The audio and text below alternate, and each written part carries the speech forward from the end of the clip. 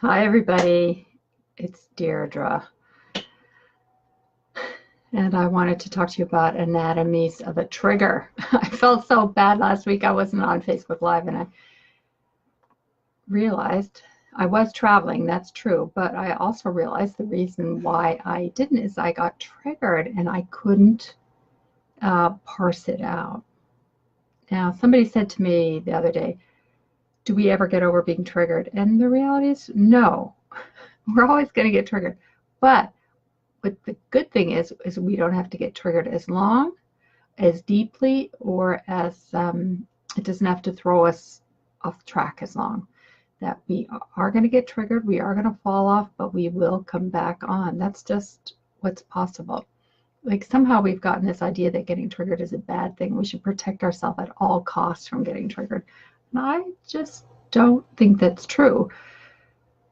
They're terrible. Who likes to get triggered? Nobody. But when we can begin to make sense of a trigger and unpack it and realize how it's actually a pretty powerful protest, but it's pointing us to what needs healing in us and then orients us to something else. And then we have some room to move. And there's a ton of freedom in that. Just really an enormous amount of freedom that's possible. So I thought what I'd do today is give you an outline. We're obviously going through a lot of this in the Living Untriggered course and also in the Becoming Safely Embodied course that I do. But I just want to just outline a few as I gave it some thought, especially as I had a little encounter with the trigger myself. So the first step is always to pause and stop. A trigger takes over our body, mind, and heart so quickly that we get easily thrown off track. So the main thing is to pause, to stop. Yeah, like I just did, and take a breath. That begins to orient us to the here and now, and it also brings in mindfulness. It allows mindfulness to kick in rather than being torn apart by it.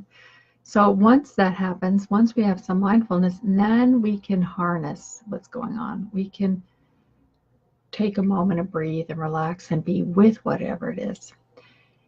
Now, at that point, we also need to, and it's not like this is a linear step, but we have to separate from the trigger. We have to take the trigger out of our body, externalize it in some way, or give ourselves some room, because when the trigger takes over, we feel like it's happening to us right now, and we don't have any insight in that. Our mindfulness is definitely thrown off, and we can't land and be present. So we need to take that time, that pause, harness, like, okay, here's the trigger. Where is it in my body? How can I find it? And then how can I look more deeply into it? We need to separate from it. Sometimes it pays to draw it out, to write it out, walk it out, and give ourselves some room. We have to, at that point, then bring our consciousness online. What we call metacognitive thinking. We need to be able to think about the situation rather than the situation just happening to us. So there's a couple ways to do that. One is we can start with where we're triggered right now and walk our way back to before we were triggered, or we can think back to when the last moment when we were triggered and then walk our way forward from that. So that's the different ways that we can do it. And once we're there, then we unpack the trigger moment by moment by moment and see, is there something that's familiar about this? How did this get under your skin? What is it pointing to? The reason a trigger activates us is because there's some underlying unfinished business that it's pointing to. Like I said, think about it as a huge loud protest. So that gets activated, and then we need to let that unpack itself there. And there's also something else to look at. Is this what's getting triggered and activated in you about you, or is it something because you may be overly permeable that you're picking up from outside? And we call this emotional contagion.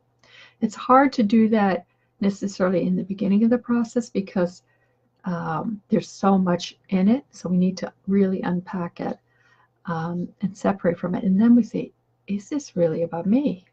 or am I picking something up from somebody else? And right now in the Living Untriggered course, we're actually talking about some of the things like gating and how we manage energy. And so I'm going to talk a little bit about that with them later today. But thank you all for being here. Really apologize for not being on last week. And let me know your comments. Give me a thumbs up, a heart. Let me know if this is helpful and helps you unpack your own triggers in any way, and pass this on to people if it feels like it would be of help to them. And I look forward to hearing from you. Bye, everybody.